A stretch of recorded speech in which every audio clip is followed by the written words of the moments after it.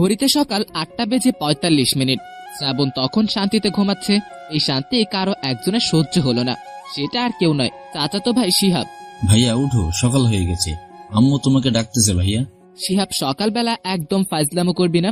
আমার রুম থেকে যা বলতেছি। আমি চোখ বুঝে কথাগুলো বললাম। ঠিক আছে, আমি নিচে যাচ্ছি, তুমি আমাকে খালি বকাবকি করো। নিচে গিয়ে আম্মুকে পাঠিয়ে দিয়েছি। শিহাব কথাগুলো বলতে বলতে নিচে চলে গেল। আমার এত কিছু শুনে লাভ নেই, আমি ঘুমাই। শান্তি ঘুমাচ্ছিলাম। তখনই শিহাবের আম্মু মানে আমার চাচি, তাকে আমি বড় আম্মু বলি। এটা বলার পিছনে অনেক কারণ আছে, সেটা আপনারা আস্তে আস্তে জানতে পারবেন। আমার বিছানার পাশে বসে আমার মাথায় হাত বুলিয়ে বলল, শ্রাবণ, আব্বু ঘুম থেকে উঠবে না? সে কখন সকাল হয়ে গেছে। বড় আম্মু, আজকে আমায় একটু ঘুমাতে দাও প্লিজ। আজকে তো কোনো চাকরির ইন্টারভিউ নেই, আজকে আমার ছুটি, আমি ঘুমাবো। তোমার আপু ফোন দিছিল রাতে, তুই তো রাতে দরজা বন্ধ করেছিলি, তাই তোকে বলতে পারি নাই। আপু ফোন দিছিল শুনেই ঘুমটা ভেঙে গেল। আমি বিছানা থেকে উঠে বললাম, আপু এতদিন পরে ফোন দিল কেন আবার? এতদিন পরে কোথায়, আমাকে তো রোজই ফোন দেয়। আর তোকে ফোন দিলে তো তুই ধরিস না, তাই আমাকে ফোন দিয়ে সব সময় তোর খোঁজ খবর নেয়। সেটা আমি জানি। আপু আমাকে খুব ভালোবাসে, কিন্তু আমি এই ভালোবাসায় মায়ে জড়াতে চাই না, তাই ওর সাথে কখনো কথা বলতে চাই না ফোনে। হতাশ হয়ে কথাটা বললাম। আমিও বুঝি তোর মনের অবস্থাটা। হয়েছে, বাদ দাও। বলো আপু আবার কি জন্য ফোন দিয়েছে তোমাকে?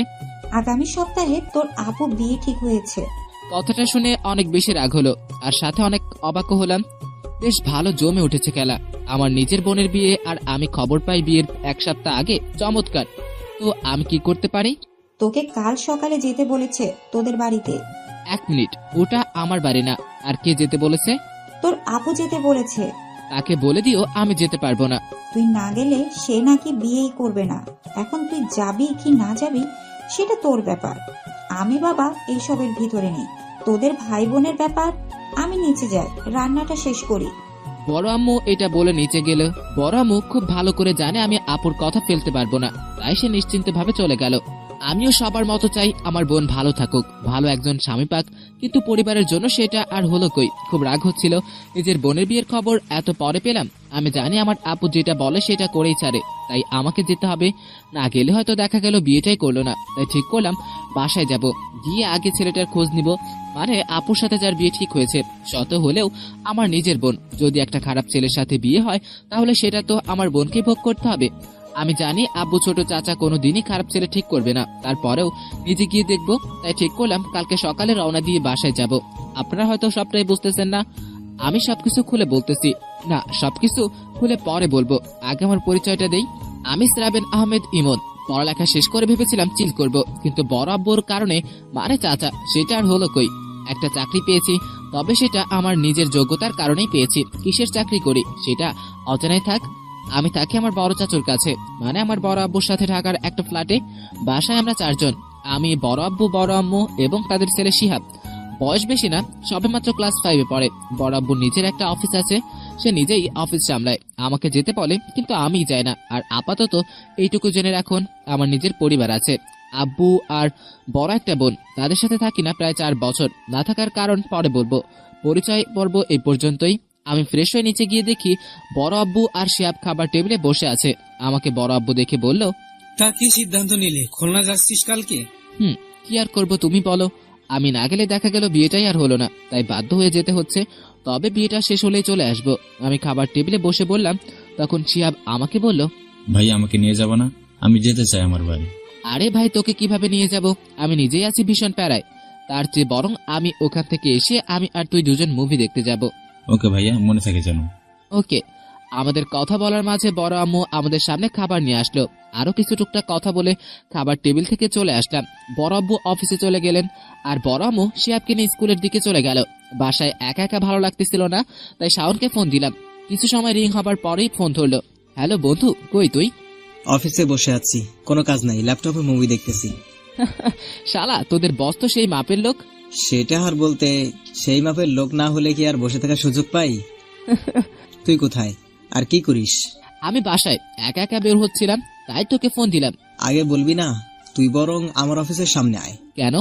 আরে ভাই তুই আয়, দুজনে কোথাও গিয়ে ভালো মন্দ কথা বলবানি। ওকে। আর শোন, তোর বাইক নিয়ে আসিস। আচ্ছা ঠিক আছে। আমি বাসা থেকে বের হয়ে বাইক নিয়ে রওনা দিলাম শাওনের অফিসের উদ্দেশ্যে। এখান থেকে 30 মিনিটের রাস্তা। আমার ফ্রেন্ড অনেক আছে, তবে সকলে এখন নিজস্ব জীবন নিয়ে ব্যস্ত। আমাদের ব্যাচেলর সকলেরই প্রায় চাকরি হয়েছে, তাই সবাই নিজস্ব লাইফ নিয়ে ব্যস্ত। ফোনে কথা হয় সকলের সাথে। ঢাকা মিরপুরে আমি, শাওন আর রাসেল, এই তিনজন আছি শুধু, আর বাকিগুলা এক একটা অন্য শহরে। শাওন আমার বেস্ট ফ্রেন্ড। শাওন একটা প্রাইভেট লিমিটেড কোম্পানিতে চাকরি করে, আর ওর বস ওকে তেমন কাজের চাপ দেয় না। আপনারা দেখলেই অফিস বাদ দিয়ে কিভাবে মুভি দেখতেছিল। কথাগুলো আপনাদের বলতে বলতে শাওনের অফিসের সামনে চলে এলাম। এসে ওকে ফোন দিলাম, আমি চলে এসেছি, তুই কোথায়? তুই গেটের কাছে দাঁড়া, আমি আসতেছি। আমি ফোন রেখে দিয়ে বাইকের পাশে রেখে দাঁড়িয়ে রইলাম। তখনই শাওন আসলো। চল আমার কেবিনে গিয়ে আড্ডা দেই। তোর বস কিছু বলবে না? বস বাসায় চলে গেছে, আর ম্যানেজার তো আমি। চল। ভেবে দেখলাম এই দুপুরে রোদে বাইরে না ঘুরে ভিতরে বসে আড্ডা দেওয়াই ভালো। ভিতরে এসে দেখি সবাই সবার কাজে ব্যস্ত।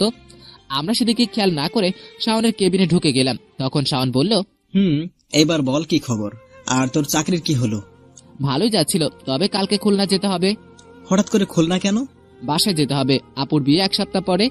ওহ, যা তাহলে। আপুর বিয়েতে ভাই যাবে না তো কে যাবে? আরে তুই তো জানিস। রাগ অভিমান ভুলে গিয়ে যা ভাই। যেতে তো হবে। আর চাকরির কি হলো? সেদিনের কাজ খুশি হয়ে স্যার আমাকে ফোন করেছিলেন। কি বলিস, সত্যি? আর আমাকে চাকরির জন্য অফার করে, আর আমি সাথে সাথে রাজি হয়ে যাই। তুই তো জানিস আমার এই ধরনের চাকরি খুব ভালো লাগে। কনগ্রাচুলেশন ভাই। এখন চল রেস্টুরেন্টে যাব। আমি জানতাম। জানিস যখন, তাহলে আর দেরি করে লাভ নাই, চল যাই। এরপর আমি আর শাওন একসাথে দুপুরের লাঞ্চ করে বাসায় চলে এলাম। বাসায় এসে আমি সোজা বড় আম্মুর কাছে চলে গেলাম আর বললাম, বড় আম্মু, কাল সকালে খুলনা যাব, তুমি আমার ব্যাগটা গুছিয়ে দিও। আমি আর পারবো না, বিয়ে করে নে তাড়াতাড়ি, তারপরে তোর বউকে দিয়ে গুছাবো সবকিছু। আমি কথায় কান না দিয়ে আমার রুমে চলে গেলাম, কারণ আমি এখানে একটা কথা বললেই আমাকে বড় আম্মু সোজা বিয়েও দিয়ে দিতে পারে। আমার এখনই বিয়ে করার কোনো ইচ্ছা নেই। আগে সবকিছু ঠিক করে নেই, মানে নিজের লাইফ, তারপর বিয়ের চিন্তা। এইভাবে আজকের দিনটা কেটে গেল। রাতে খাওয়া দাওয়া করে ঘুমাইতেছিলাম। সকালে মোবাইলের অ্যালার্মের শব্দে ঘুমটা ভেঙে গেল। অনেকটা বিরক্ত হয়ে ঘুম থেকে উঠলাম। মোবাইলে তাকিয়ে দেখি সকাল 7টা বাজে। আজকে একটু সকালে উঠলাম, কারণ সকাল 9টার সময় রওনা দিব এইখান থেকে। ফ্রেশ হতে চলে গেলাম। ফ্রেশ হয়ে রুমে এসে দেখি বড় আম্মু আমার সকল কিছু গুছিয়ে রেখে গেছে। আমি নিজেও জানি না আমার কখন কোন জিনিসটা প্রয়োজন। বড় আম্মু সবকিছু গুছিয়ে রেখে যায়। আমি বসে বসে মোবাইল ঘাঁটতেছিলাম। তখন বড় আম্মু আমার রুমে এলো আর বলল, শ্রাবণ বাবা, তোর সবকিছু আমি গুছিয়ে দিয়েছি, একবার দেখে নে সবকিছু ঠিক আছে কিনা। দেখার প্রয়োজন নেই, কারণ আমি জানি তুমি সবকিছু মনে করে গুছিয়ে দিয়েছো। আমার রান্না শেষ হয়ে গেছে প্রায়, তুই একটু পরে নিচে এসে খাবার খেয়ে নিস। ঠিক আছে। আর বড় আম্মু, শিহাব কোথায়? শিহাব নিচে টিভি দেখতেছে। কেন, কোনো দরকার? না, তুমি ওকে আমার রুমে পাঠিয়ে দাও, কিছু কথা আছে। আচ্ছা, আমি নিচে যাচ্ছি।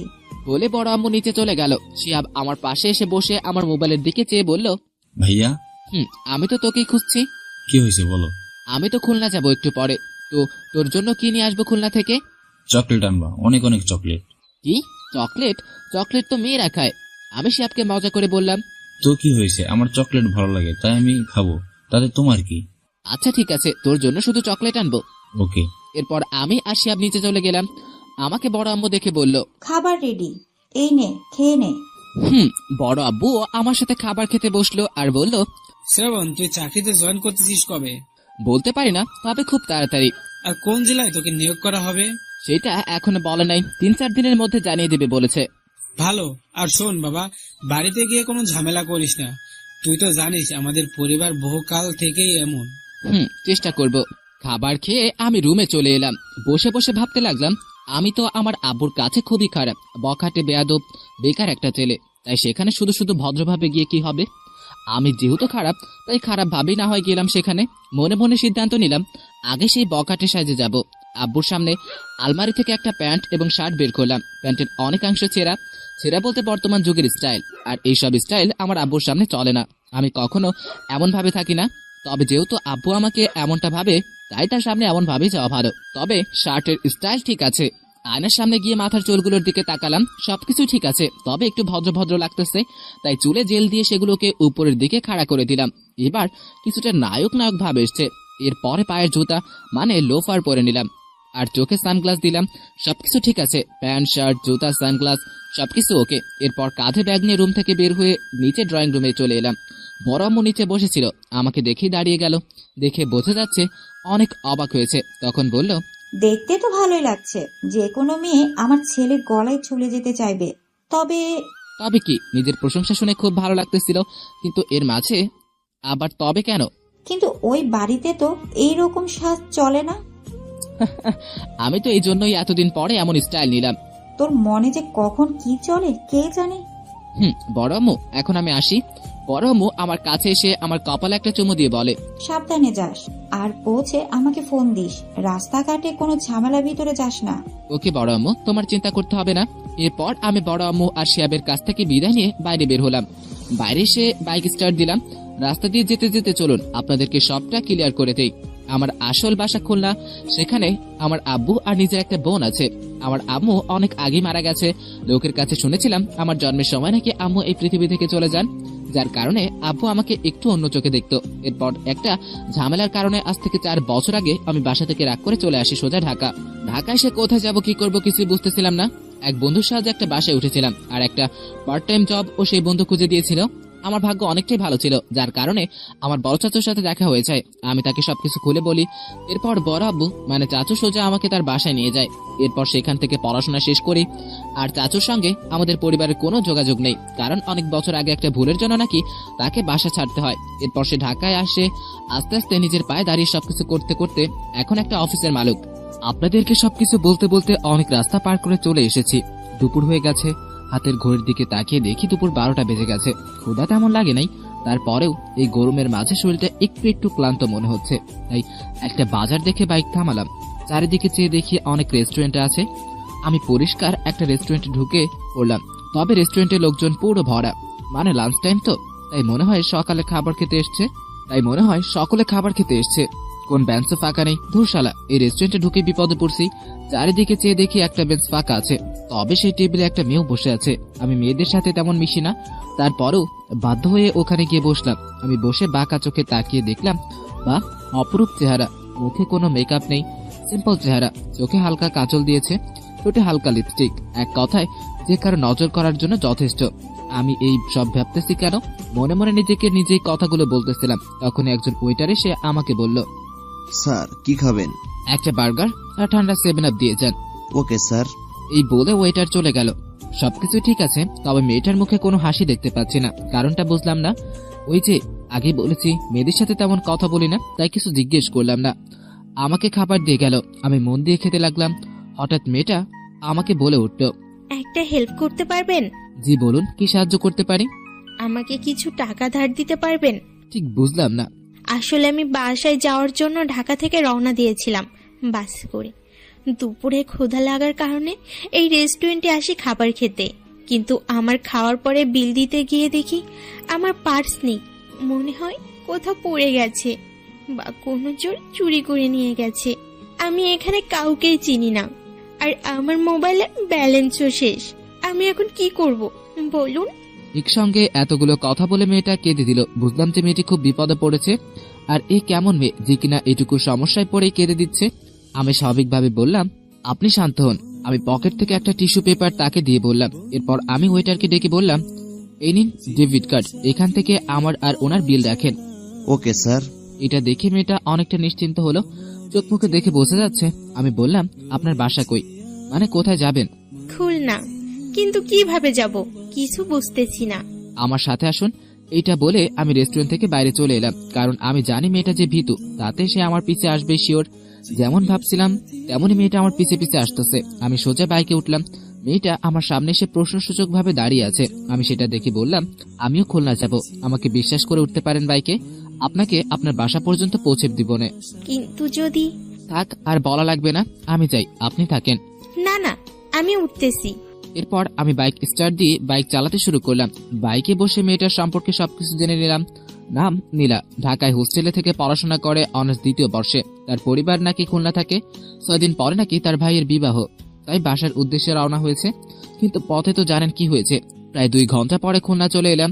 ঘড়িতে দুপুর 2:30 বাজে। খুলনা শহর থেকে আমার বাসা 10 মিনিটের, আর নীলার বাসা কিছু দূরে, মানে অন্য এলাকায়। আমি বাইক থামালাম। আমি নীলাকে বললাম, এবার বলুন কোন দিকে আপনার বাসা, নামি দিয়ে আসি? দরকার নেই, আমি হেঁটেই চলে যেতে পারবো। বুঝলাম প্রবলেম আছে, আমি একটা অচেনা ছেলে মানুষ। জি, তেমনটা নয়। আরে এটা তো স্বাভাবিক। এরপর আমি আমার পকেট থেকে মানিব্যাগ বের করে 200 টাকা বের করে বললাম, এই নিন। এই কি, আপনি আমাকে টাকা দিচ্ছেন কেন? একটা রিক্সা করে বাসায় চলে যান এই টাকা দিয়ে। দরকার নেই, এমনিতেই আপনি আমার অনেক হেল্প করেছেন। আরে দিচ্ছি যখন নিন। অনেক জোর করে দিলাম টাকা। অবশেষে নীলা বলল, আমার নাম্বারটা নিয়ে যান, কালকে আমাকে ফোন দিয়েন, আমি আপনার সাথে দেখা করে টাকা দিয়ে দিব। দরকার নেই, কখনো দেখা হলে একটু কথা বললেন, ওটাই যথেষ্ট, আর টাকা ফেরত দিতে হবে না। আমি এটা বলেই বাইক নিয়ে চলে এলাম। বাইকের গ্লাসে চেয়ে দেখি মেয়েটা অবাক হয়ে আমার চলে যাওয়া দেখতেছে। 10 মিনিট বাইক চালানোর পর বাসার সামনে এলাম। এসে দেখি বাসার সবকিছু চেঞ্জ হয়ে গেছে। বাড়িটা সাজানোর কাজ চলতেছে। পরিবারের বড় মেয়ের বিয়ে বলে কথা। আমি বাইক নিয়ে সোজা গেটের ভিতরে ঢুকে গেলাম। প্রথমে আপনাদেরকে আমাদের বাসার বর্ণনা দিয়ে দিই। আমাদের বাড়িটা 2 তলা বিশিষ্ট একটা বাড়ি, শহর থেকে কিছুটা দূরে, রাস্তার পাশে। বাড়ির চারিদিকে দেওয়াল দেওয়া আছে, অনেক নিখুঁতভাবে সেগুলো ডিজাইন করা হয়েছে। মোট কথা, রাস্তা দিয়ে কোনো লোক হেঁটে গেলে একবার দেখতে বাধ্য হবে। আগের থেকে এখন আরো ভালো দেখাচ্ছে। বিয়ে উপলক্ষে মনে হয় আবারও মেরামত করা হয়েছে। এবার আসি পরিবার কে কে আছে সেই দিকে। আমাদের পরিবারটা অনেক বড়।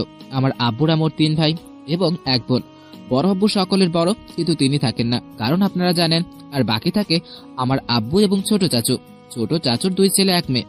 ছেলে ছোট, নাম রুবেল, আর মেয়েটা আমার থেকে 2 বছরের ছোট, নাম আন্না। আর বাকি বোন রইল ফুপু, তার বিয়ে হয়ে গেছে অনেক আগে। তার 1 মেয়ে এবং 1 ছেলে। ফুপির ছেলের নাম জুয়েল, জুয়েল অন্যার বয়সী। আর বাকি রইল ফুপির মেয়ে অনু, অনু আমাদের সকলের ছোট। ফুপি সবাইকে নিয়ে আমাদের বাসাতেই থাকে, কারণ 3 ভাইয়ের একটাই মাত্র বোন, তাই তারা ফুপিকে আর যেতে দেয়নি। শুনেছি ফুপির স্বামী নাকি এখানে থেকেই চাকরি করে। আমার সাথে তার কখনো দেখা হয়নি, তাই ফুপির স্বামী বললাম, আমাদের পরিবারের সকলেরই অনেক নাম ডাক আছে, সবাই মোটামুটি শিক্ষিত। যদি এই এলাকার ধনী পরিবারের গণনা করা হয়, তাহলে আমাদের পরিবার যে তার মধ্যে অবশ্যই থাকবে, তাতে কোনো ভুল নেই। আমি পরিবার নিয়ে এত কথা বলতেছি কেন? আমি তো এখানে থাকতে আসি নাই। যাই হোক, পরিচয় অনেক হয়েছে, এবার গল্পে ফেরা যাক। ভিতরে ঢুকে দেখি অনেক লোক। সবাইকে ঠিক চিনি না, আর চিনে থাকলেও অনেক আগে দেখেছি, তাই মনে নেই হয়তো। সকলেই যে যার কাজে ব্যস্ত। আমাকে দেখে সকলে কাজ ফেলে রেখে আমার দিকে তাকিয়ে আছে। আমি কিছুটা আনইজি ফিল করতেছিলাম। তারপরেও বাইক এক পাশে থামিয়ে বাইক থেকে নেমে বললাম, এখানে অনেক লোক দেখতেছি, বিয়ে বাড়িতে কাজের জন্য হয়তো এসছে। আমার দিকে সকলে কেন তাকিয়ে আছে সেটা আমার অজানা নয়। ছোটবেলার কথা বলি, যখন আমি ছোট ছিলাম তখন দেখেছি শহর থেকে যদি কোনো লোক আমাদের এলাকায় আসতো, তখন সকলে তার দিকে চেয়ে থাকতো। চেয়ে থাকার কারণ হচ্ছে নতুন লোক, সেটাও আবার শহর থেকে এসছে, অন্যরকম ব্যাপার স্যাপার। আর কেউ কেউ আমার দিকে চেয়ে আছে অন্য কারণে। কারণটা হচ্ছে আজ 4 বছর পর আমাকে দেখলো। আমি এসব কিছু না ভেবে চারিদিকে তাকালাম, কিন্তু পরিবারের কাউকে দেখতে পেলাম না। তাই আমি মোবাইলটা বের করে আপুকে ফোন দিলাম অনেকদিন পরে। এদিকে শ্রাবণের আপু রুমে বসে তার চাচাতো মামাতো ভাই বোন মানে সকল কাজিনরা মিলে আড্ডা দিচ্ছিল। তখনই জান্নাত আপুর ফোনে একটা কল আসে। জান্নাত ফোনটা ধরতে যাবে, তখনই অন্না ফোনটা নিয়ে বলল, আপু, আর কিছুদিন পরেই তো বিয়ে হয়ে যাচ্ছে, তাহলে এই কয়টা দিন ফোনে জিজুর সাথে কথা না বলে কিছু হবে না। আরে তোর আমার ফোনটা দে, কোনো জরুরি কল হতে পারে। কিন্তু কে শোনে কার কথা? ফোনটা কেটে গেল। ফোন কেটে যাবার পর আমার মেজাজটা খুব গরম হয়ে গেল। সেই 10 মিনিটের বেশি হলো এখনো দাঁড়িয়ে আছি, আর লোকজন সব হা করে আমার দিকে চেয়ে আছে। বুঝলাম না এদের সমস্যা কোথায়। না আসলেই ভালো হতো। মনে মনে কথাগুলো বলতেছিলাম আমি। অনেক মিনতি করে জান্নাত তার কাজিনদের কাছ থেকে ফোনটা কেড়ে নিল, কিন্তু সে ফোনের কল লিস্ট দেখে অনেক অবাক হলো, আর সাথে অনেক খুশি হলো। তাই আর দেরি না করে কল ব্যাক করলো। আমি বাইকে উঠে বাইক স্টার্ট দিব, তখনই ফোনটা বেজে উঠলো। ফোন বের করে দেখে আপু ফোন দিয়েছে। আমি অনেক শান্ত হয়ে কলটা রিসিভ করে গম্ভীর গলায় বললাম, হ্যালো ভাইয়া, তুই আমাকে ফোন দিয়েছিস? আর তুই কখন আসতেছিস? তোদের বাসাটা কোন দিকে, আর বাসার ঠিকানা বল। কেন, তুই আমাদের বাসা চিনিস না? আর এগুলো কি বলছিস? তো কি বলবো, সেই কখন থেকে বাড়ির বাইরে দাঁড়িয়ে আছি, কিন্তু কোনো লোকের দেখা নেই। যে সে আমাকে ভিতরে নিয়ে গিয়ে একটা রুমে দেখিয়ে দিবে। রেগে গিয়ে খুব জোরে কথাগুলো বললাম আমি। ভাই সরি, তুই 1 মিনিট ওয়েট কর, আমি আসতেছি। বলে ফোন কেটে দিল। তখন জান্নাতের পাশে সকলে জিজ্ঞেস করলো, কে ফোন দিয়েছিল? শ্রাবণ ভাইয়া? শ্রাবণ ফোন দিয়েছিল। ভাইয়া কি আসবে? আসবে না, নিচে এসে গেছে। আর দেরি না করে সকলে রুম থেকে বের হয়ে নিচে এলো। আমি বাইরে দাঁড়িয়ে মোবাইল দেখতেছিলাম। তখনই দেখি আপু দৌড়ে আমার দিকে আসতেছে। আমি ফোন পকেটে রেখে দিলাম, কিন্তু আপু আমাকে অবাক করে দিয়ে সোজা আমাকে জড়িয়ে ধরলো। এটার মানে আমি বুঝি, নিজের আপন ভাইকে যদি কোনো বোন 4 বছর পরে কাছে পায়, তখনকার ফিলিংস কেউ বলে প্রকাশ করতে পারবে না। আপু একাই আমাকে জড়িয়ে ধরে আছে আর কান্না করতে লাগলো, কিন্তু আমি জড়িয়ে ধরলাম না। জানি না কেন জড়িয়ে ধরে নাই, হয়তো অভিযোগ অভিমানের কারণে। চারপাশে তাকিয়ে দেখি সকলে এসে গেছে, মানে আব্বু, চাচা, চাচি, মামা, মামি সহ সকলে। আব্বুর দিকে চেয়ে দেখি তার চোখে আর তেমন আগের মতো রাগ নেই। তার চোখ দেখে বোঝা যাচ্ছে যে আমাকে কিছু বলতে চায়। আপুর দিকে আর তাকালাম না। এদিকে খেয়াল করি যে আপু কান্না করে যাচ্ছে, তাই আমি তার কান্না থামানোর জন্য বললাম, এই তোর কান্না বন্ধ করবি নাকি চলে যাব? সেই কখন থেকে দাঁড়িয়ে আছি। আপু আমাকে ছেড়ে দিয়ে নিজের চোখের পানি মুছে আমাকে বলল, সরি রে, আমার তো মনেই ছিল না। আয় আমার সাথে ভিতরে। এরপর আপু আমার কাছ থেকে আমার ব্যাগটা নিয়ে নিল। আমি ক্লান্ত ছিলাম তাই ব্যাগটা দিয়ে দিলাম। আমি আপুর পিছনে পিছনে যেতে লাগলাম। তখনই আমার পাশে জুয়েল, রুবেল, অনু, অন্না সকলে এসে একসাথে বলতে লাগলো, ভাইয়া কেমন আছো? কোথায় ছিলে এতদিন? বাসায় কেন আসো নাই? এরকম হাজারো প্রশ্ন একসাথে। আমি তাদেরকে বললাম, এই তোরা চুপ কর, আমি অনেক টায়ার্ড, পরে কথা বলিস আমার সাথে। আচ্ছা ভাইয়া। আপু আমাকে একটা রুমে নিয়ে গেল, কিন্তু রুমে ঢুকে আমি অবাক, কারণ এই রুমে 4 বছর আগে আমিই থাকতাম। আমার 4 বছর আগের প্রত্যেকটা জিনিস সেই একই ভাবে আছে, সবকিছু যেমন দেখে গিয়েছিলাম তেমন আছে। তখন আপু বলল, কি রে ভাই, কিছু মনে পড়ে? না কিছু মনে পড়ে না, আমার কিচ্ছু মনে নেই, আমি সব ভুলে গেছি, আর মনেও করতে চাই না। আমি জানি তুই এই কথাগুলো রাগ করে বলতেছিস।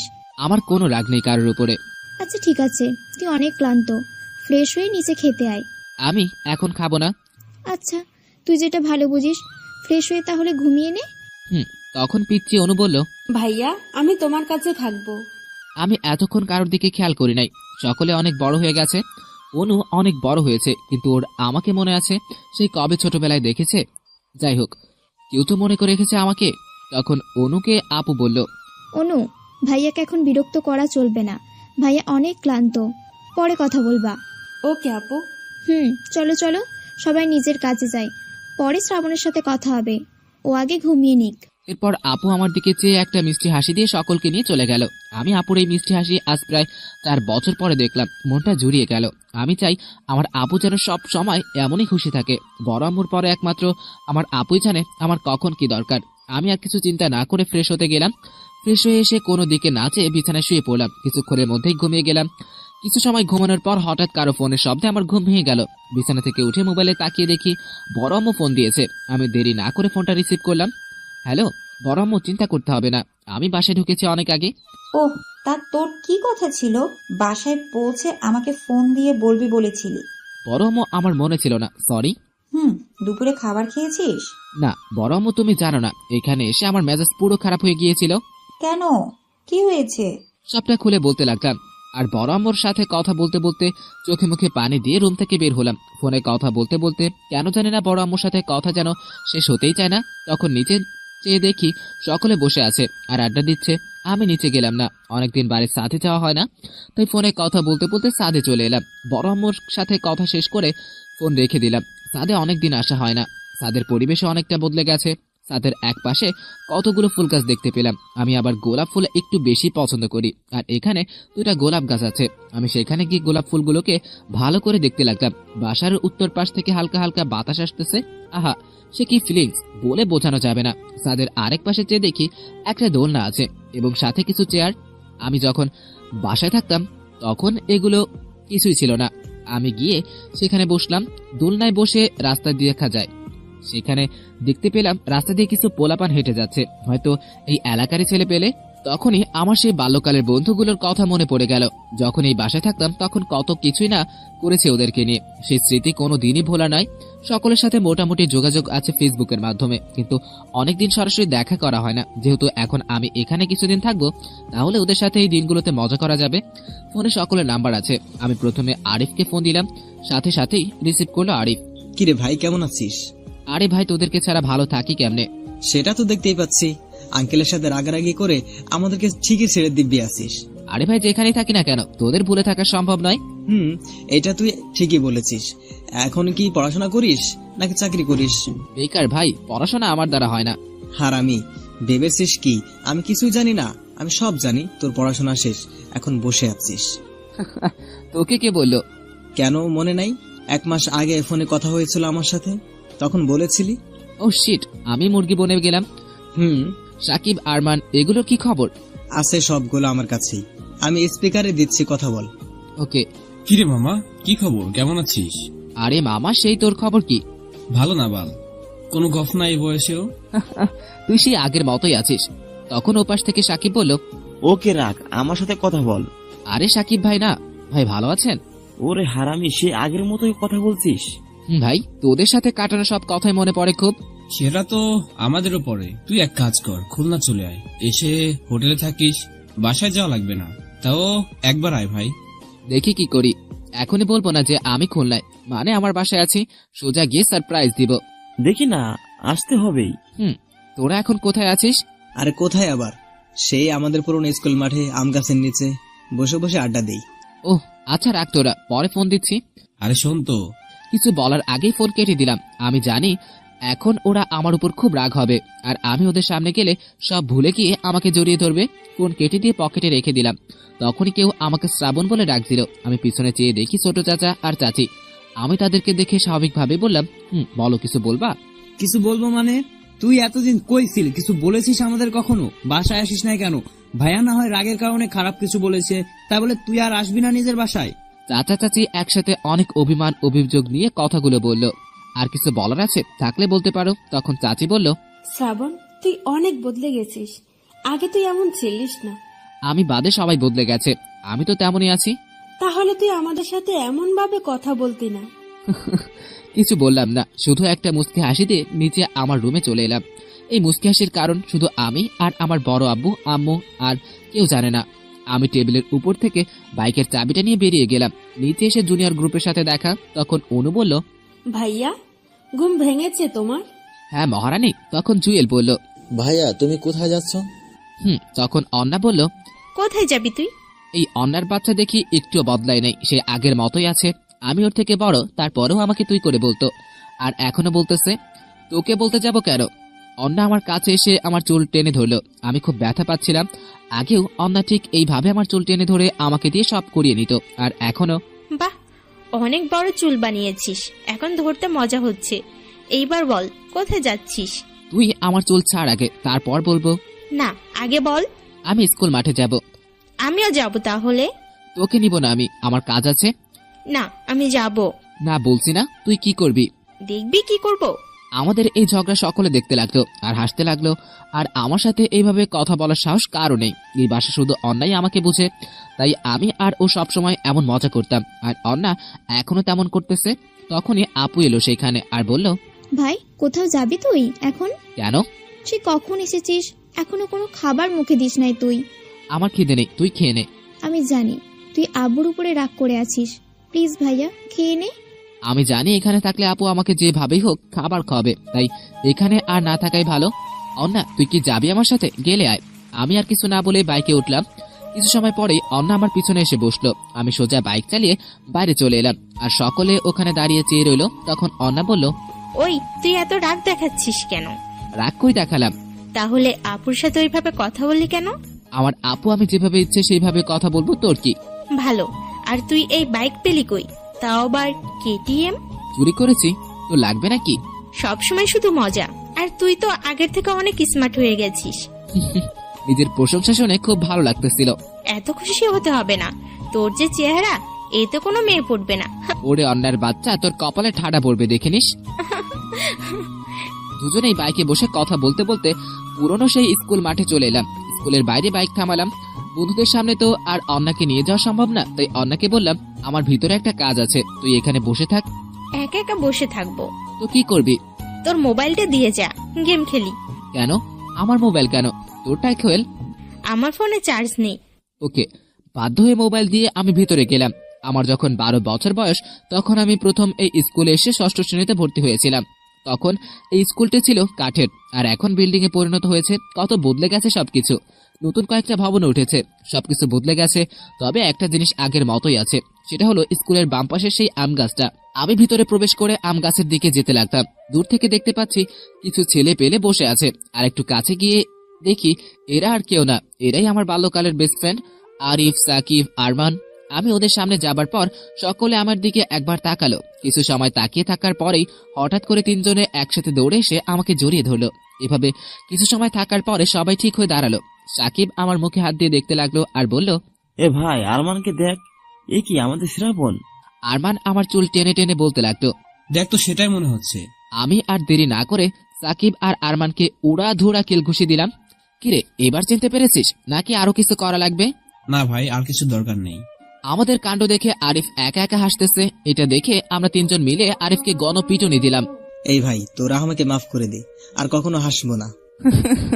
সকলে একসাথে হেসে দিলাম। তখন সাকিব বলল, হাসাহাসি পরে হবে, তার আগে বল তুই হঠাৎ করে এখানে কি করে, আর আমাদের যে বললি তুই ঢাকা। সব খুলে বলতেছি, তার আগে আয় এক জায়গায় বসে নেই। চল ওখানে গিয়ে বসি। এরপর 4 জনে আম গাছের নিচে গিয়ে বসে পড়লাম। তখন আরিফ বলল, শ্রাবণ, এবার বল ঘটনা কি। শোন তাহলে শুরু থেকেই বলি। এরপর সবকিছু খুলে বললাম। আরে আমাদের তো মনেই ছিল না, জান্নাতুপুর বিয়ে আর কয়দিন পরে। ঠিকই বলেছিস।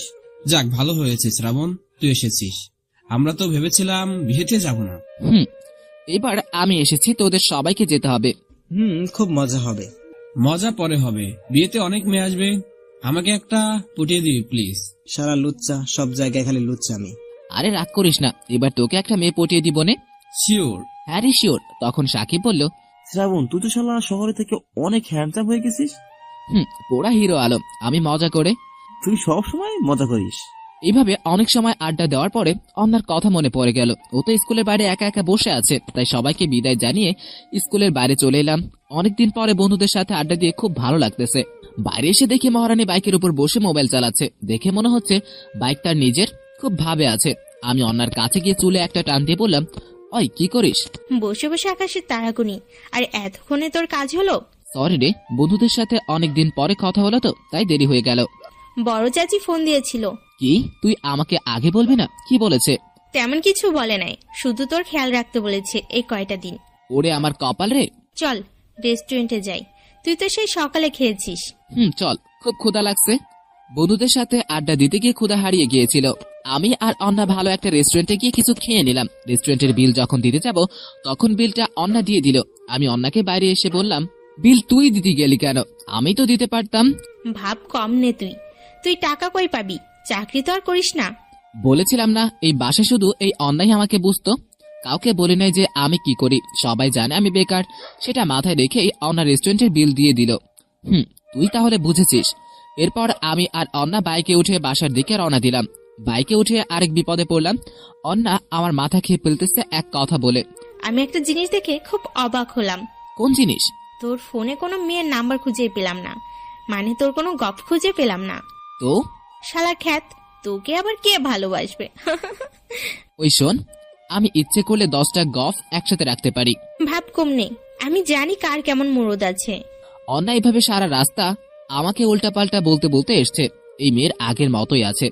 ওর সাথে তর্ক করতে করতে বাসে চলে এলাম। বাম সাইডে করে রাখলাম। ঘড়িতে চেয়ে দেখি সন্ধ্যা 6:35। আমি আর অন্না একসাথে বাসে ঢুকলাম। ড্রয়িং রুমে এসে দেখি সামনে আব্বু দাঁড়িয়ে আছে। আব্বু তখন অন্নাকে বলল, চাচ্চু, ভাইয়ার সাথে একটু বাইরে গিয়েছিলাম।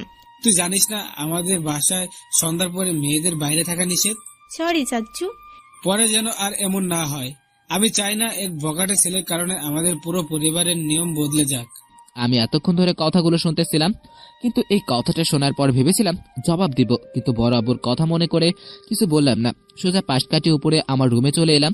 নিচে দেখতে পেলাম কম বেশি সকলে আছে। আমি আমার রুমে এসে বসে মাথা ঠান্ডা করতে লাগলাম। আব্বুর এই কথাগুলো শুনে মেজাজ অনেক হট হয়ে গিয়েছে। চুপ করে বসে আছি, তখনই ফোনে একটা কল আসলো। আননোন নাম্বার থেকে কল এসছে।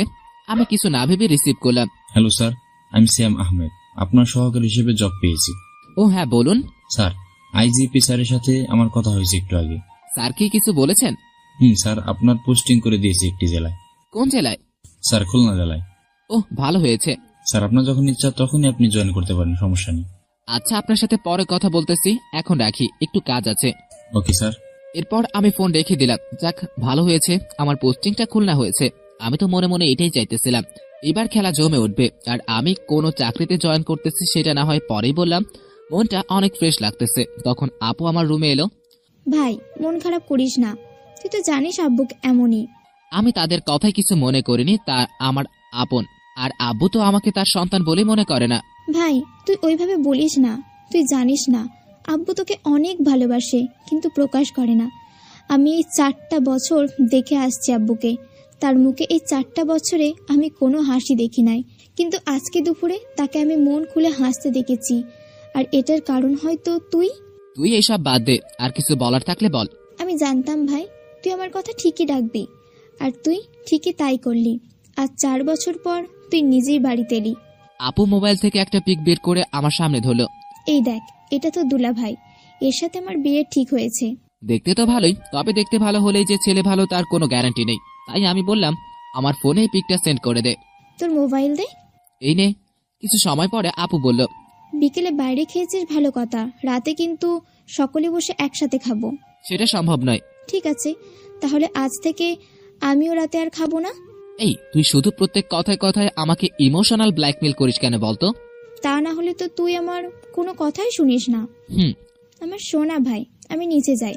এরপর আপু আমার মাথায় হাত বুলিয়ে দিয়ে নিচে চলে গেল। কেন জানি না, আপুর সাথে কথা বললে মনটা খুব ফ্রেশ হয়ে যায়। হয়তো এটাই ভাই বোনের ভালোবাসা। রুমে বসে ভালো লাগতেছিল না, তাই ভাবলাম রুম থেকে বের হয়ে ছাদে যাব। তাই ব্যাগ থেকে ল্যাপটপ বের করে ছাদে গেলাম। অফিসের কিছু কাজ আছে যেগুলো এখন করে রাখাই ভালো, এরপর সময় নাও পেতে পারি। কিন্তু ছাদে গিয়ে দেখি জুনিয়র গ্রুপের সবাই এখানে বসে আছে। আমাকে দেখেই সবগুলো বলে উঠলো, ভাইয়া তুমি এসো, আমাদের সাথে বসো, প্ল্যান করো বিয়েতে কি কি করবে। সময় নেই আমার, একটু কাজ আছে। তখন অন্না বলল, এই তোর কিসের এত কাজ, আবার হাতে একটা ল্যাপটপ, দেখে মনে হচ্ছে যেন কোনো অফিসের মালিক। আমি কিছু বললাম না, শুধু মুচকে একটা হাসি দিলাম। কাল থেকে তোদের সাথে গল্প করব। পাক্কা? পাক্কা। এরপর আমি আমার কাজ করতে লাগলাম, আর সবগুলো প্ল্যান করতে লাগলো বিয়েতে কে কি করবে। কিছু সময় পরে কাজ শেষ হলো, তাই ল্যাপটপ অফ করে রেখে দাঁড়িয়ে ছাদের পাশে গেলাম। মোবাইলে চেকে দেখি রাত 9টা বাজে। গায়ে হালকা হালকা বাতাস আসতেছে। রাস্তার লোকজন তেমন নেই, তবে শহরের মতো সারা রাস্তায় আলো দেখা যাচ্ছে। কি ফিলিংস! তখন সবাই এসে বলল, ভাইয়া নিচে চলো, আম্মু খাবার খেতে ডাকতেছে। ইচ্ছে না থাকা সত্ত্বেও গেলাম ওদের সাথে। ল্যাপটপ আর মোবাইল রুমে রেখে গেলাম। খাবার টেবিলে এসে দেখি সকলে আছে। আব্বু, চাচা, চাচি, দাদা, দাদি সকলে আছে। আমি দাদির পাশে গিয়ে বসলাম। তখন দাদি বলল, বাবা কেমন আছিস? আমাকে তো ভুলে গিয়েছিস তাই না? কখনোই না দাদি, এই দেখো না তোমার পাশে এসে বসলাম। তাহলে আমার সাথে আগে দেখা করিস নাই কেন? সরি দাদি। এরপর খেতে বসে পড়লাম। আরেক বিপদে, ফুপি আর চাচি তো আমাকে আজকে খাইয়েই মেরে ফেলবে মনে হয়। আমি মানা করা সত্ত্বেও সবকিছু আমাকে দিচ্ছে। আমিও কিছু বলতেছি না, কারণ আজ অনেক বছর পরে সকলে আমাকে কাছে পেয়েছে, তাই হয়তো এমন করতেছে। পরিবারের সকলেই আমাকে ভালোবাসতো, শুধু আব্বু যেন একটু কেমন ছিল। খাবার সময় আব্বুর কারণে কেউ কোনো কথা বলে না, এটা নাকি আমাদের পরিবারের নিয়ম। সেই অনেক আগে থেকেই চলে আসতেছে। কোনো রকম সব খাবার খেয়ে রুমে চলে এলাম। আমি জীবনেও এত খাবার একসাথে খাই নাই। এরপর কিছু সময় বসে থেকে মোবাইল চালিয়ে ঘুমিয়ে গেলাম। আজকে একটু ক্লান্ত ছিলাম, তাই তাড়াতাড়ি ঘুমিয়ে গেলাম। সকালে ঘুম ভাঙলো খুব পরিচিত একটা কণ্ঠ শুনে, তাই আমি চোখ মেলে তাকালাম তাকে দেখার জন্য। কিন্তু আমি চোখ খুলে যাকে দেখলাম তাকে দেখে আমার পুরো দুনিয়া 1 মিনিটের জন্য থেমে গেল। সেই 4 বছর আগে ঠিক এইভাবে এই ডাকটা শেষবারের জন্য শুনেছিলাম। আমার স্পষ্ট মনে আছে সেদিন সকলের সব কথা। চোখ বুঝে এই কথাগুলো ভাবতেছিলাম। আবার ডাক দিল। এবার চোখ খুললাম, কিন্তু চোখ খুলেই আমার ব্রেন 1 মিনিটের জন্য কাজ করা বন্ধ করে দিল। কারণ আমার চোখের সামনে তখন আমার মামাতো বোন সিমলা দাঁড়িয়েছিল। সেই আগের মতোই চেহারা, সেই আগের মতো কাজল কালো চোখ, মুখ থেকে হালকা হাসি, চুলগুলো খোলা, তবে আগের থেকে একটু লম্বা হয়েছে। আমি যেন কোনো এক ঘরের মধ্যে চলে যাচ্ছিলাম, কিন্তু সেই মুহূর্তেই আমার পুরনো দিনের সবকিছু মনে পড়ে গেল। কেমন যেন একটা শখ খেলাম। সিমলাও অপলক দৃষ্টিতে আমার দিকে চেয়ে আছে, হয়তো অনেকদিন পরে দেখতে পেয়েছে, তাই এমন ভাবে চেয়ে আছে। আমি পরিবেশ ঠিক করার জন্য বিছানা থেকে উঠে দাঁড়িয়ে হালকা করে একটা কাশি দিলাম। সিমলার দিকে চেয়ে দেখি একটু লজ্জা পেয়েছে। আমি বুঝি না এখানে লজ্জা পাওয়ার কি আছে। কেমন যেন সেই আর আমি প্রেম করি, আর এখন এই রুমে বসে চোখে চোখে প্রেম করার কথা বলতেছি। তখন সিমলা বলল, আপু তোমাকে নিচে ডাকতেছে। আমি কিচ্ছু বললাম না। মোবাইলের দিকে তাকিয়ে দেখি 10টার বেশি বেজে গেছে। আরেকটু আগে ঘুম থেকে উঠলে ভালো হতো। কি বলবো আপুকে গিয়ে? সিমলা দেখে বোঝা যাচ্ছে সে আমার কাছ থেকে আমার গলার আওয়াজ শুনতে চাচ্ছে। আপুকে গিয়ে বলুন আমি ফ্রেশ হয়ে আসতেছি। আমি আপনি করে বলা সিমলা অনেকটা অবাক হয়েছে। অবাক হওয়ারই কথা, তার কারণ যে ছেলেটা তার সাথে কথা বলার জন্য পাগল ছিল, যে ছেলেটা তার মুখের একটা কথায় সবকিছু করতে রাজি ছিল, যে ছেলেটা তাকে এক পলক দেখার জন্য হাজারো বায়না ধরত, আর আজ সেই ছেলেটা তাকে আপনি করে বলছে, সেটা আবার 4 বছর পরে। আচ্ছা। অনেকটা হতাশ হয়ে সিমলা আমার রুম থেকে চলে গেল। সারা জীবনটাই বেদনা। যাকে সব সময় ভুলে থাকতে চাই, ভুলে আছি সব সময়। আর আজকে সে নিজেই আমার সামনে হেঁটে বেড়াচ্ছে। এটা সম্পূর্ণ আমারই দোষ। আমার বোঝা উচিত ছিল আপুর বিয়েতে মামা মামি সিমলাও আসবে। আগে থেকে জানলে কখনোই আসতাম না। ধুর, আজকে দিনটাই খারাপ যাবে। আপনারা হয়তো ঠিক বুঝতেছেন না। আমি সবকিছু খুলে বলি। আমি এতক্ষণ যাকে মনে মনে বকলাম সে হচ্ছে আমার মামাতো বোন, মানে আমার এক্স মামাতো গার্লফ্রেন্ড। একে নিয়েই আমার পুরো গল্পটা। আজ থেকে 4 বছর আগে 22 জুন আমাদের ব্রেকআপ হয়েছিল। আমি ব্রেকআপ করি নাই। শিমলা নিজে এসেই সব সম্পর্ক নিজ থেকে শেষ করে দিয়েছিল। সেই ঘটনা অন্য একদিন বলবো। আজকে শুধু এজন্য গল্পের সাক্ষী এই ডায়েরিটা। যেদিন এই বাসা থেকে বেরিয়ে গিয়েছিলাম সেদিন থেকে এই ডায়েরিটাতে আর কিছু লেখা হয়নি। আর আমি এখন আর ডায়েরি ব্যবহারও করি না। অনেক ইচ্ছে করতেছে ডায়েরিটা খুলে পড়তে, ইচ্ছে করতেছে আবার সেই পুরনো দিনগুলোতে ফিরে যেতে। তাই বাসা থেকে উঠে ডায়েরিটা আমার কাছে আনলাম। ডায়েরিটা নিয়ে পড়ার টেবিলে বসে পড়লাম। প্রথম পৃষ্ঠা খুলে দেখতে পেলাম আমার নাম, ঠিকানা ইত্যাদি, যেগুলো সব ডায়েরিতেই লেখা থাকে। এবার আসি আসল কথায়। ডায়েরিটা লেখা শুরু করেছিলাম আমার আম্মুকে নিয়ে। আম্মুকে নিয়ে লিখেই প্রথম পৃষ্ঠা ভরাট করেছিলাম, কারণ আমি আমার আম্মুকে অনেক ভালোবাসি। তার কারণ হয়তো তাকে কোনো দিনও কাছে পাইনি, কিন্তু তারপরেও ভিতর থেকে তার জন্য আমার ভালোবাসা অবিরাম। এরপর দ্বিতীয় পৃষ্ঠায় শুরু হয় আমার আর শিমলার প্রেম কাহিনী। আসুন আপনাদেরকে আজকে বিস্তারিত বলে দিই কিভাবে আমাদের প্রেম শুরু হয়েছিল আর কিভাবেই বা সবকিছু শেষ হয়ে গিয়েছিল। একটু ভরা ভরা লাগে। মামা মামি থাকতো নিচের একটা রুমে, আর শিমলা মানে আমার মামাতো বোন, ও নিচে একটা রুমে থাকতো, আর মামা আমাকে থাকতে দিল উপরের একটা রুমে। রুমটা আমার অনেক বেশি পছন্দ হয়েছিল। আর একটা কথা বলা হয়নি আপনাদের, শিমলা আর আমি একই কলেজে একই ক্লাসে পড়ি। সত্য কথা বলতে কি, আমি তখন মেয়েদের সাথে তেমন কথা বলতে পারতাম না, মেয়েদের দেখলেই এড়িয়ে যেতাম, যার ফলে শিমলার সাথেও তেমনই আমি কথা বলতাম না। আজ পর্যন্ত কোনো মেয়েকে আমি চোখে তুলে দেখিনি, কিন্তু শিমলাকে দেখার পরে যেন আমার সবকিছু বদলে গেল। শিমলা মাঝে মাঝে এসে আমার সাথে কথা বলতো, আমি শুধু হ্যাঁ না বলে এড়িয়ে যেতাম। কিন্তু এইভাবে বেশি দিন গেল না। এখানে এসে আমার অনেক নতুন বন্ধু হয়। এদের সবাইকে দেখতাম সারাদিন শুধু মেয়েদের পিছিয়ে পড়ে থাকতো। তাই আমি চিন্তা করলাম মেয়েদের সাথে কম বেশি কথা বলবো, যার ফলে ওদের কাছ থেকে ট্রেনিং নিতাম এবং সফল হই আমার ভালো বন্ধুত্ব সৃষ্টি হয়। তার উপরে আমার আবার একই ব্যাচের ছিলাম। দিন যত যেতে লাগলো আমার আর শিমলার বন্ধুত্ব তত গভীর হতে লাগলো। এখন 2 মাস পরে বাসায় গিয়েছিল, তখন বাসায় একটু মন থাকতো না। মন সবসময় শিমলা শিমলা করতো। চোখ বুঝলেই আমি শিমলাকে দেখতাম। মানেটা আর বুঝতে বাকি ছিল না যে আমি শিমলাকে ভালোবেসে ফেলেছি মন থেকে, কিন্তু বলার সাহস পাচ্ছিলাম না, কারণ আমার এখনো মনে আছে মামা সেদিন ওই ছেলেটার কি হাল করেছিল। শিমলা দেখতে কেমন ছিল আর তার ব্যবহারও তেমন সুন্দর ছিল। আমি অনেক ভেবে সিদ্ধান্ত নিলাম যে সময় হলে শিমলাকে বলবো। বাড়িতে 4 দিন ছিলাম, আর ওই 4 দিনের প্রতিটি মুহূর্তে আমি শুধু শিমলার কথাই ভেবেছি। 4 দিন পরে আবার মামার বাসায় চলে যাই, কিন্তু তারপরেও শিমলাকে আই লাভ ইউ বলার সাহস আমার ছিল না। দেখতে দেখতে কলেজে আমার 4 মাস কেটে গেল। এই কয়েকদিনে আমার লেখাপড়ার কোনো উন্নতি তো হয়নি, আর সাথে সাথে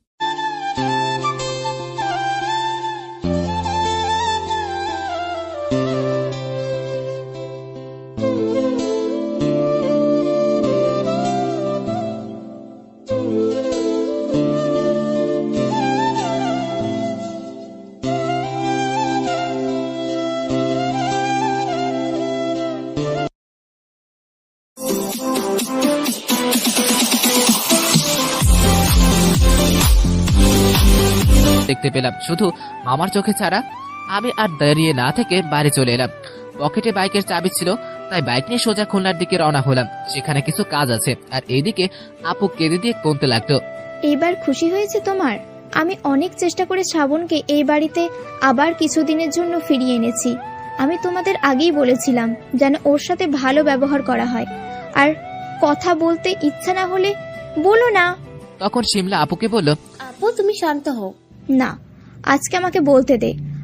আব্বু, তোমাকে বলেছি, তুমি কি কখনো শ্রাবণ আর আমার মতো আদর বা ভালোবাসা দেখিয়েছো কখনো? এখন চুপ করে আছো কেন? জানি তো এর কোনো উত্তর নেই তোমার কাছে। শ্রাবণ সেই ছোটবেলা থেকেই আম্মুকে হারায়। ও কখনো নিজের চোখে আম্মুকে দেখে নাই, আর আমি তো তবুও আম্মুকে অনেকদিন কাছে পেয়েছি। কখনো কি ভেবে দেখেছো একটা মা ছাড়া ছেলের বুক কতটা কষ্ট নিয়ে ঘুরে বেড়ায়? একমাত্র তারাই বোঝে যাদের মা নেই। আর মামা, তুমি বলছো যে ও বখাটে হয়েছে। বখাটে মানে তুমি কি জানো? মামা চুপ করে আছে। আপু আবার বলল, আমার ভাই বখাটে নয়, বখাটে তারা যারা রাস্তা ভরে মেয়েদের ডিস্টার্ব করে বেড়ায়। বখাটে তারা যারা রাস্তাঘাটে মারামারি করে বেড়ায়।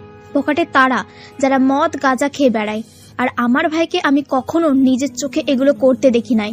তখন ওর মামা বলল, মা তুই শান্ত হ, এরপরে তোর শরীর খারাপ করবে। আমি শান্ত হয়ে কি করব? যে ভাইকে আমি এত বছর পরে কাছে পেলাম, আজ সেই ভাই হাজার কষ্ট বুকে নিয়ে বেরিয়ে গেল। হয়তো আজকে সকালে আর খাবারও খাবে না। তখন তার চাচা বলল, তুই রুমে যা, আমি দেখতেছি কি করা যায়। রুমে যাব, তার আগে আমি একটা কথা সবাইকে পরিষ্কার করে বলে দিতে চাই। সবাই প্রশ্নসূচক ভাবে তাকালো। আর যদি আমার ভাইয়ের সাথে কেউ এইভাবে খারাপ ব্যবহার করে তাহলে আমার চেয়ে খারাপ আর কেউ হবে না তার কাছে। এটা বলে জান্নাত তার রুমে চলে গেল। পুরো বাড়িটা যেন কয়েক মিনিটে থমথমে পরিবেশ সৃষ্টি হয়ে গেল। এটা যে বিয়ে বাড়ি সেটা দেখে মনেই হচ্ছে না। এরপর সবাই যে যার কাজে করতে লাগলো। আর মাত্র 6 দিন পরে আপুর বিয়ে। আমি বাইক চালিয়ে সোজা খুলনা শহরে একটা রেস্টুরেন্টে ঢুকে গেলাম। এখানে আসার মূল কারণ খাবার খাওয়া নয়, এখানে আসার অন্য একটা উদ্দেশ্য আছে, সেটা পরে জানতে পারবেন। আমি পকেট থেকে ফোন বের করে সিয়াম আহমেদকে ফোন দিলাম, মানে আমার অ্যাসিস্ট্যান্ট। জি স্যার, আসসালামু আলাইকুম। ওয়ালাইকুম আসসালাম। স্যার, কোনো সমস্যা হয়েছে? না, তেমন কোনো সমস্যা নাই। আপনি কি এখন খুলনাতে আছেন? হ্যাঁ স্যার, আমি অফিসে আছি। আমি মেসেজ করে একটা রেস্টুরেন্টের নাম বলতেছি, আপনি এখনই সেখানে চলে আসেন। Okay sir. এরপর আমি মেসেজ করে রেস্টুরেন্টের নাম পাঠিয়ে দিলাম। 10 মিনিট পরে একটা লোক এসে আমাকে বলল, আপনি কি শ্রাবণ আহমেদ? কিন্তু কেন? সরি স্যার, আমি সিয়াম আহমেদ। ও আচ্ছা, সমস্যা নেই, আপনি বসুন। জি স্যার, কি জন্য আমাকে ডেকেছেন? মোবাইল থেকে আপুর দেওয়া ছবিটা বের করে সিয়ামের সামনে ধরলাম।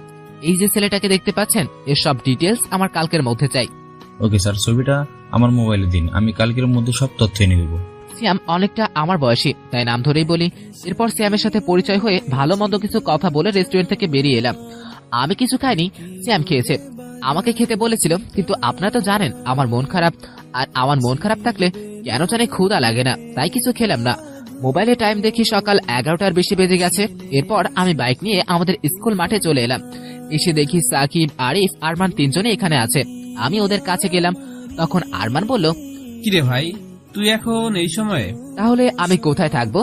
আরে তোর আপুর বিয়ে, তোর তো এখন বিয়ের কাজ নিয়ে ব্যস্ত থাকার কথা। আর চিন্তা করিস না, আমরা সবাই বিয়ের 2 দিন আগে গিয়ে সব কাজকর্ম নিজের হাতে ধরে করবানি। আরে রাখ তোদের কাজ, আজকে মেজাজটা খুব খারাপ হয়ে গিয়েছিল। কেন, কি হয়েছে আবার? আরে মামা আজকে বাসায় এসে আমাকে আবার কথা শুনিয়েছে। আবার? সেটা তোর মামাকে গণপিটুনি দিতে হবে। আজ কত বছর পর তুই এসেছিস, আর তোকে কিনা আবার আগের মতো? ভাই, আজকে মেজাজ খুব খারাপ হয়েছে মামার জন্য। শোন শ্রাবণ, তোকে আমি একটা কথা বলি। তোর মামা রাজনৈতিক বিষয়ের ভিতরে গিয়ে অনেক খারাপ কাজকর্ম করছে। কি রকম? তুই জানিস না, তোর মামা আমাদের ইউনিয়নের চেয়ারম্যান হওয়ার জন্য তার নিজের মেয়েকে বলের পাঠা বানিয়েছে। আগেই বলে রাখি, মামা কম বেশি রাজনীতি করে, আর এখন শুনতেছি সে নাকি চেয়ারম্যান হবে। বেশ ভালোই মজার। এখানে শিমলা কিভাবে জড়ালো বিষয়টা আমি জানি না, তাই একটু আগ্রহ নিয়ে জিজ্ঞেস করলাম, কি বলিস, এখানে শিমলা এলো কিভাবে? আরে সেটাই তো বলি, তোর মামা উপজেলা চেয়ারম্যানের সাথে চুক্তি করেছে। কি চুক্তি? তুই হয়তো জানিস না, আমাদের যে উপজেলা চেয়ারম্যান আছে তার একটা ছেলে আছে, সে নাকি শিমলাকে পছন্দ করে। আর শিমলা? আরো আগ্রহ নিয়ে জিজ্ঞেস করলাম আমি। আরে শিমলা তো সেই ছেলেকে পাত্তাই দেয় না, তাই উপজেলা চেয়ারম্যান সাহেব বলেছে যদি শিমলাকে তার ছেলের সাথে বিয়ে দেয় তাহলে সে নাকি তার মামাকে ইউনিয়ন পরিষদের চেয়ারম্যান বানিয়ে দিবে। ও ভাই, কি বলিস, বেশ ভালোই তো মজার। আর মামা এই চুক্তিতে রাজি? তোর মামা তো এক কথায় রাজি। তোরা এসব কথা জানলি কিভাবে? আরে ছাত্রলীগের সাধারণ সম্পাদক আমার চাচাতো ভাই, তার কাছ থেকে শুনেছি। বিয়ে কবে? সেটা আমরা জানি না। একটা কাজ করতে পারবি? কি কাজ? চেয়ারম্যানের ছেলের একটা ফটো দেখাতে পারিস? তোর মোবাইল দে, ফেসবুক আইডি এনে দিচ্ছি। এরপর আমি আরিফকে মোবাইলটা দিলাম। আরিফ চেয়ারম্যানের ছেলের ফেসবুক আইডি সার্চ দিয়ে এনে দিল। আমি সেই দিকে খেয়াল না করে বললাম, ভাই এসব বাদ দে, এটা তাদের বিষয়, তারা যেটা ভালো বুঝবে তাই করবে, আমি শুধু শুধু এটা নিয়ে ভাববো কেন? ভাই ঠিক বলেছিস। 3 জন বসে হালকা পাতলা গল্প করতেছিলাম। আরেকটা কথা বলে রাখি, শিমলা যে আমার এক্স গার্লফ্রেন্ড সেটা শুধু আমি, অন্না এবং আমার বড় আম্মু জানে। এটা আর কেউ জানে না, বন্ধুরাও জানে না। ভাই, আমাদের এলাকা অনেক পরিবর্তন হয়ে গেছে, আর খুলনা শহর তো আমি প্রথম দেখে চিনতেই পেরেছিলাম না। এটা তুই ঠিক বলেছিস। সাকিব এক প্যাকেট সিগারেট বের করে আমার সামনে এনে বলল, এই নে একটা সিগারেট খেয়ে নে। আমি এখন এসব খাই না। ওরে বাস, কি বলিস, কবে থেকে খাবার দিলিস? বাড়ি থেকে যেদিন বেরিয়ে গিয়েছিলাম সেই দিন থেকে। যাক, ভালো করেছিস। আর আমাদের দেখ, এখনো সিগারেট ছাড়তে পারলাম না। চেষ্টা কর, চেষ্টা করলে সব সম্ভব। আরে তোরা এসব কথা বাদ দে, আমার মাথায় একটা প্ল্যান এসেছে। কি প্ল্যান? শ্রাবণ, তুই তো অনেকদিন পরে খুলনা এসেছিস, আর আমরাও অনেকদিন আমাদের শহরটা ঘুরে দেখি নাই। চল এক কাজ করি। কি কাজ? শ্রাবণের মনটাও আজকে খারাপ, তাই চল আজকে আমরা আমাদের শহরটা ঘুরে দেখি, মানে লং ড্রাইভে চল আজকে। সারাদিনের মধ্যে তুই আজকে ঠিক কথা বলেছিস। আমিও তাই বলি, চল সকলে মিলে ঘুরে আসি আজকে। তাই চল। এরপর সবাই মিলে ঠিক করলাম আজকে আমাদের শহরের সব জায়গায় ঘুরবো।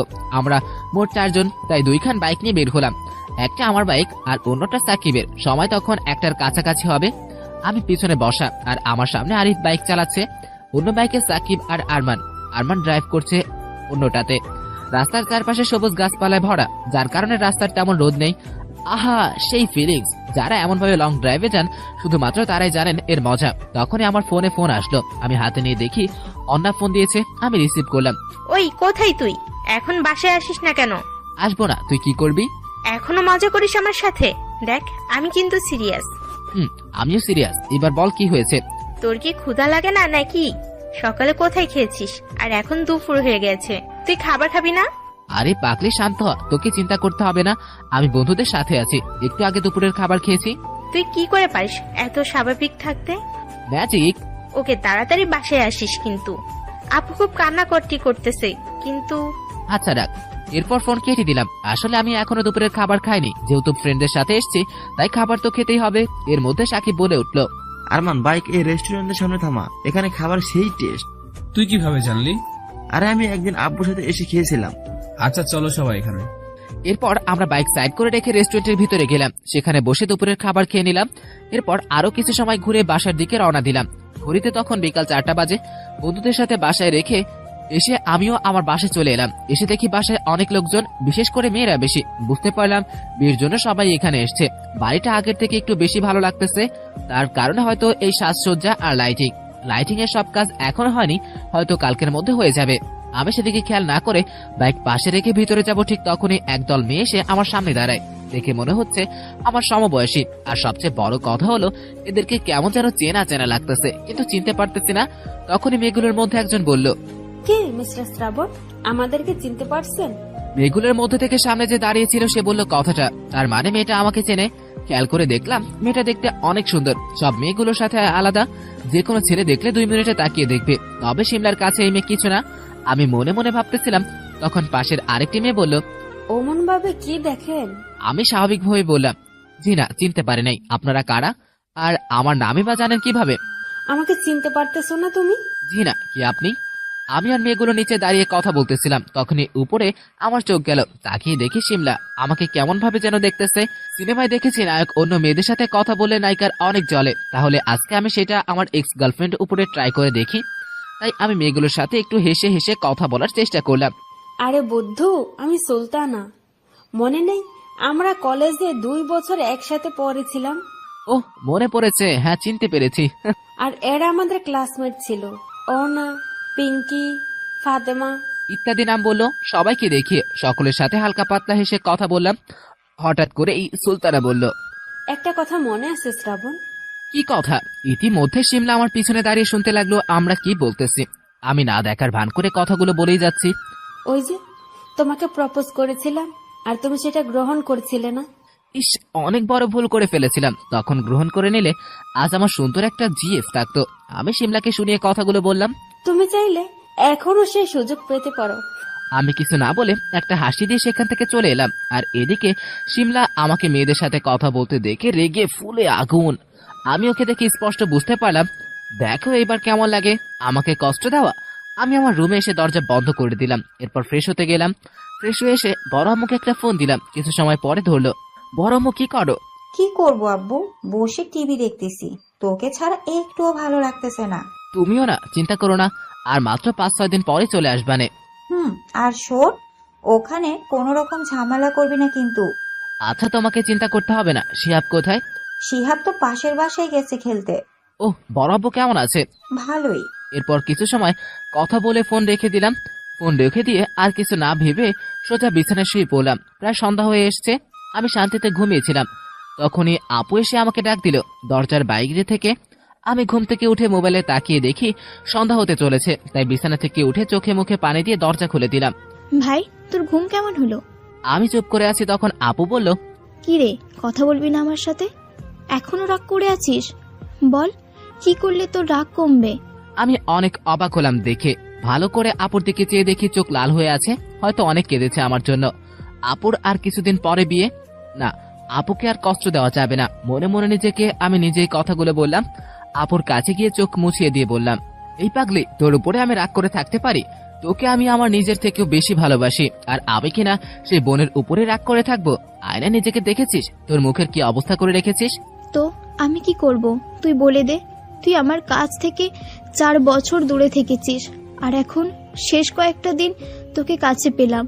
ভেবেছিলাম অনেক মজা করব, কিন্তু তুই তো মামার উপর রাগ করে আবার বেরিয়ে গেলি বাড়ি থেকে। আর যাব না, প্রমিস। সত্যি তো? তিন সত্যি। এবার খুশি? খুশি। তাহলে একটা হাসি দে এবার। আপু হি হি করে হেসে দিল। দুপুরে কি খেয়েছিস? কি খেয়েছি মনে নাই? মনে করে তোকে বলবানে। তুই আসলে একটা পাজি। সেটা কি আর বলতে? রাতে আমার কাছে বসে খাবার খাবি, আমি নিজে তোকে পাশে বসে খাওয়াবো। যথা আজ্ঞা মহারানী। আচ্ছা, আমি তাহলে নিচে যাই, তুই থাক। এরপর আপু নিচে চলে গেল। আমি বসে বসে ভাবতে লাগলাম কি করা যায় এখন। তখনই আমার চোখ গেল আমার পড়ার টেবিলের দিকে। পড়ার টেবিলের পাশে বই খাতা রাখার একটা সেলফ আছে, সেখানে আমার চোখ আটকে গেল, কারণ সেখানে আমার সেই পুরনো ডায়েরিটা রাখা আছে। আমার জীবনের অনেক গল্পের সাক্ষী এই ডায়েরিটা। যেদিন এই বাসা থেকে বেরিয়ে গিয়েছিলাম সেদিন থেকে এই ডায়েরিটাতে আর কিছু লেখা হয়নি, আর আমি এখন আর ডায়েরি ব্যবহার করি না। অনেক ইচ্ছে করতেছে ডায়েরিটা খুলে পড়তে, ইচ্ছে করতেছে আবার সেই পুরনো দিনগুলোতে ফিরে যেতে। তাই বাসা থেকে উঠে ডায়েরিটা আমার কাছে আনলাম, ডায়েরিটা নিয়ে পড়ার টেবিলে বসে পড়লাম। প্রথম পৃষ্ঠা খুলে দেখতে পেলাম আমার নাম, ঠিকানা ইত্যাদি, যেগুলো সব ডায়েরিতেই লেখা থাকে। এবার আসি আসল কথায়। ডায়েরিটা লেখা শুরু করেছিলাম আমার আম্মুকে নিয়ে।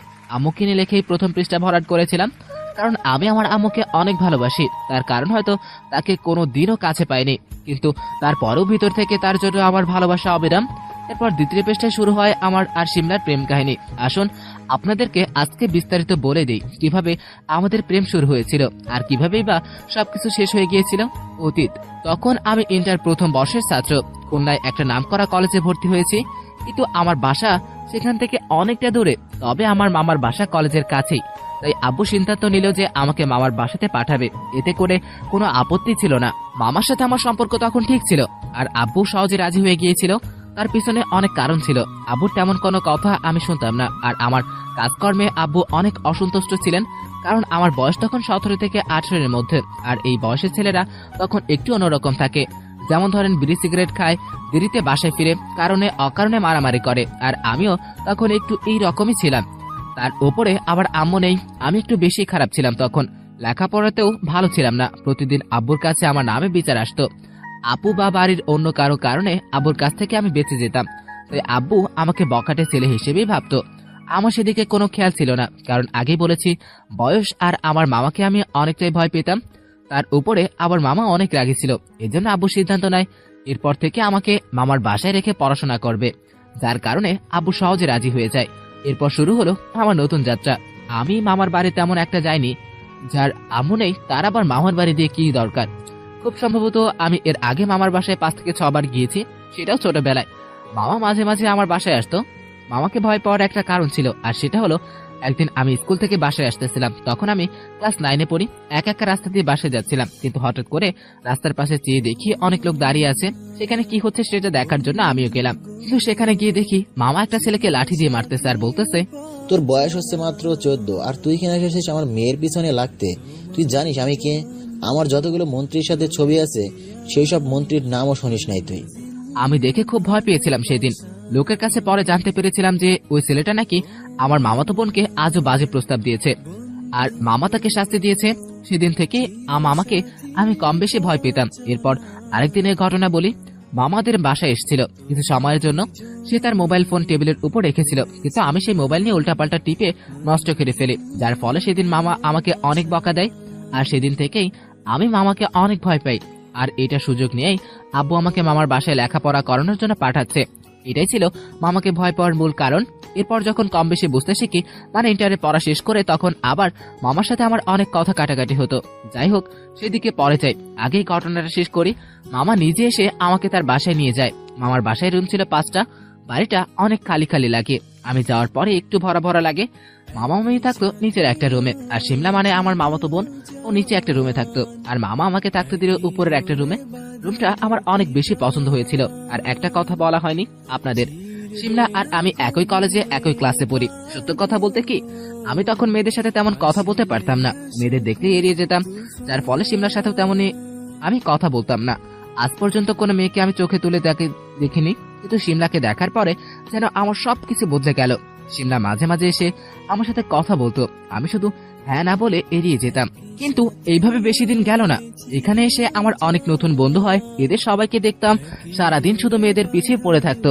তাই আমি চিন্তা করলাম মেয়েদের সাথে কম বেশি কথা বলবো, যার ফলে ওদের কাছ থেকে ট্রেনিং নিতাম এবং সফল হই। আগে মেয়েদের চোখের দিকে তাকিয়ে কথা বলতে পারতাম না, আর এখন বলতে পারি, যার ফলে শিমলার সাথে আমার ভালো বন্ধুত্ব সৃষ্টি হয়। তার উপরে আমার আবার একই ব্যাচের ছিলাম। দিন যত যেতে লাগলো আমার আর শিমলার বন্ধুত্ব তত গভীর হতে লাগলো। এখন 2 মাস পরে বাসায় গিয়েছিল, তখন বাসায় একটু মন থাকতো না, মন সবসময় শিমলা শিমলা করতো। চোখ বুঝলেই আমি শিমলাকে দেখতাম। মানেটা আর বুঝতে বাকি ছিল না যে আমি শিমলাকে ভালোবেসে ফেলেছি মন থেকে, কিন্তু বলার সাহস পাচ্ছিলাম না, কারণ আমার এখনো মনে আছে মামা সেদিন ওই ছেলেটার কি হাল করেছিল। শিমলা দেখতে কেমন ছিল আর তার ব্যবহারও তেমন সুন্দর ছিল। আমি অনেক ভেবে সিদ্ধান্ত নিলাম যে সময় হলে শিমলাকে বলবো। বাড়িতে 4 দিন ছিলাম, আর ওই 4 দিনের প্রতিটি মুহূর্তে আমি শুধু শিমলার কথাই ভেবেছি। 4 দিন পরে আবার মামার বাসায় চলে যাই, কিন্তু তারপরেও শিমলাকে আই লাভ ইউ বলার সাহস আমার ছিল না। দেখতে দেখতে কলেজে আমার 4 মাস কেটে গেল।